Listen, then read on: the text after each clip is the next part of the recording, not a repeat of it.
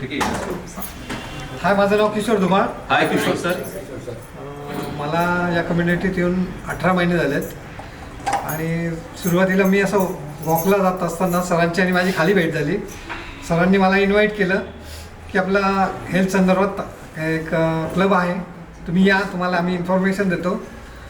Health management means weight कमी करणे, weight वाढवणे या सर्व आपल्याकडे आहेच, आपण करू शकतो.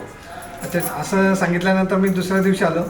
दुसऱ्या दिवशी सरांनी मला पूर्ण इन्फॉर्मेशन दिली की वेट संदर्भात, वेट कमी कसं करायचं. कारण काय काय त्रास होतो?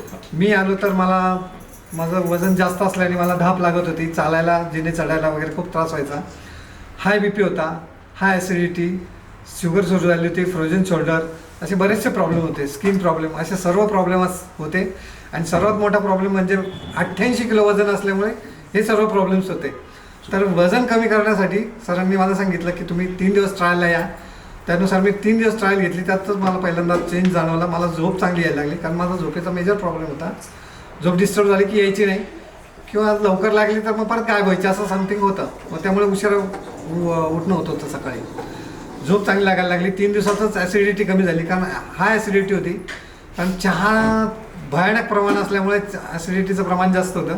पहिल्या 3 दिवसातच जाणवलं की ॲसिडिटी कमी होते, झोप कमी म्हणजे झोप चांगली यायला लागली.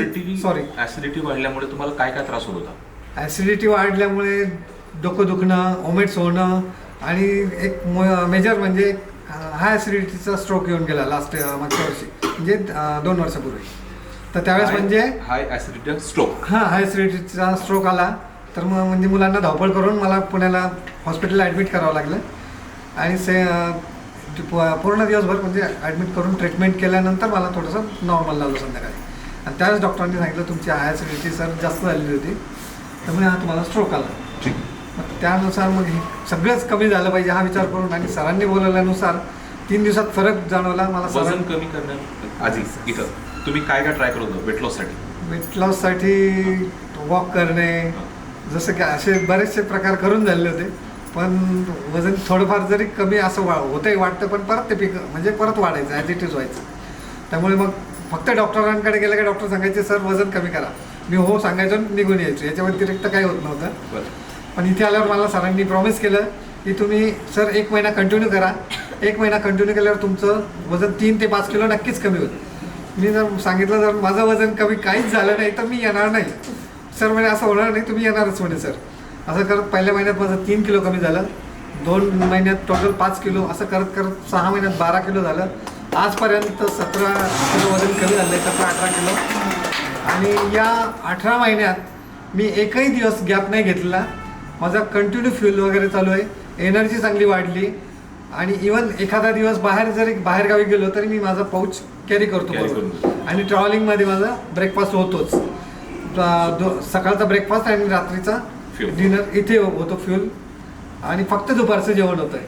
असं आज 18 महिन्यामध्ये एनर्जी लेवल चांगली वाढली, फ्रेश राहतो आहे.